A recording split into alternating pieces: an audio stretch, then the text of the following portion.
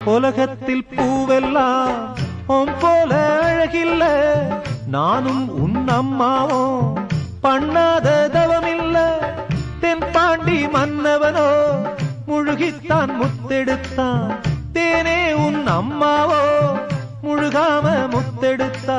கண்ணே தெய்வம் கண்டேன் உந்தன் கண்ணே சந்நிதி, ஓ முத்தம் பட்டு எச்சில் பட்டா கொஞ்சம் நிம்மதி. சின்ன சின்ன பூவே நீ கண்ணால் பாரு போதும், தொட்டு தொட்டு பேசு என்